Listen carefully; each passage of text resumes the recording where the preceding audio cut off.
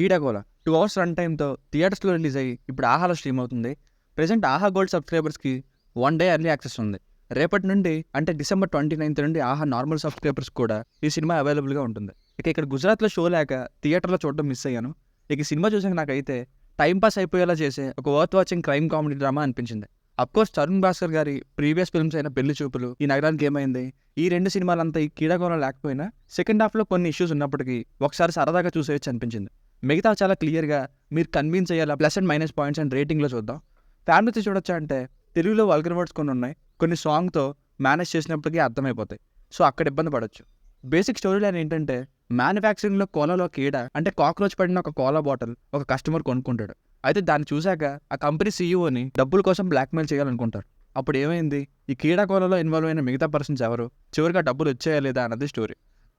Plus points, main plus comedy అండి, refreshing comedy. Second హాఫ్లో కొన్ని చోట్ల కామెడీ బాగాలేదు, I agree. But Tarun Bhaskar గారి స్టైల్లో అదే రిఫ్రెషింగ్ కామెడీ అయితే ఇందులో కూడా ఉంది. సెకండ్ హాఫ్ ఓపెనింగ్ సీన్లో గెటప్ సీన్ గారి కామెడీకి ఇంకా కార్పొరేటర్ అవ్వాలని తాపత్రయపడే అతని రోల్, ఈ 2 రోల్స్లో కామెడీ బాగా వర్క్ అయింది నాకైతే. And coming to the director cum actor Tarun Bhaskar గారు, he is more successful as an actor than director in this film. Scope ఉన్న రోల్లో బెస్ట్ పర్ఫార్మెన్స్ ఈందే అనిపించింది సినిమాలో నాకైతే. మళ్ళీ కామెడీ రోల్లో బ్రహ్మానందం గారు ఇంకా మిగతా యాక్టర్స్ పర్ఫార్మెన్సెస్ వైజ్ ఎవరిని తక్కువ చేయలేం. ఉన్న 7-8 లిమిటెడ్ క్యారెక్టర్స్లో అందరూ యాక్టింగ్ అయితే పర్ఫెక్ట్, కానీ వీళ్ళ రోల్స్కి ఉన్న స్కోప్ బట్టి ఒకరు ఎక్కువ ఒకరు తక్కువ అనిపిస్తారు. Coming to my favourite portion in this film, visuals అండి. ఈ పాయింట్ని స్టార్టింగ్లో కాకుండా ఇక్కడ చెప్తున్నందుకు sorry, but as this film is visually strong. Tarun Bhaskar గారు ఈసారి కెమెరా వర్క్ మీద కూడా ఎక్కువ ఫోకస్ చేసినట్టు తెలుస్తుంది.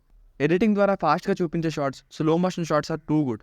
బ్యాక్గ్రౌండ్ మ్యూజిక్ బాగుంది, బ్యాక్గ్రౌండ్లో వచ్చే సాంగ్స్ పర్లేదు. మైనస్ పాయింట్స్, మెయిన్ మైనస్ కొన్ని విషయాల్ని కన్విన్సింగ్గా తీయకపోవడం.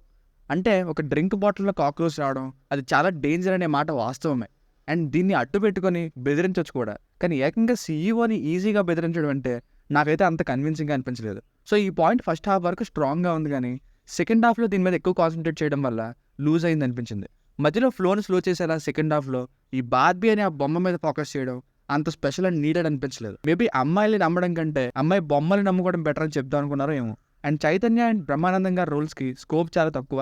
వాళ్ళ క్యారెక్టర్స్కి డిఫెక్ట్స్తో పెట్టిన క్యారెక్టర్ డిజైనింగ్కి ఆ డిఫెక్ట్స్ని యూజ్ చేసి ఎంటర్టైన్ చేసే స్కోప్ ఉన్నా సరే ఎందుకు అసలు యూజ్ చేసుకోలేదు. సో ఫైనల్గా మూవీకి వర్డిక్ట్ ఏంటంటే సెకండ్ హాఫ్ కొంచెం స్లోగా ఉంటుంది, బట్ తీసుకున్న స్టోరీలో కొంత పోర్షన్ ఆఫ్ కామెడీ బాగానే ఎంటర్టైన్ చేస్తుంది. సో అది చాలు, స్లోగా ఉన్న టైం పాస్ అయిపోతుంది. It's a decent crime comedy drama. దీనికి రేటింగ్ వచ్చేసి ఇది నా ఒపీనియన్ 3/5. మీకు అన్న రివ్యూ నచ్చినట్లయితే మరిన్ని రివ్యూస్ కోసం మన ఛానల్ని సబ్స్క్రైబ్ చేసుకోండి. Thank you.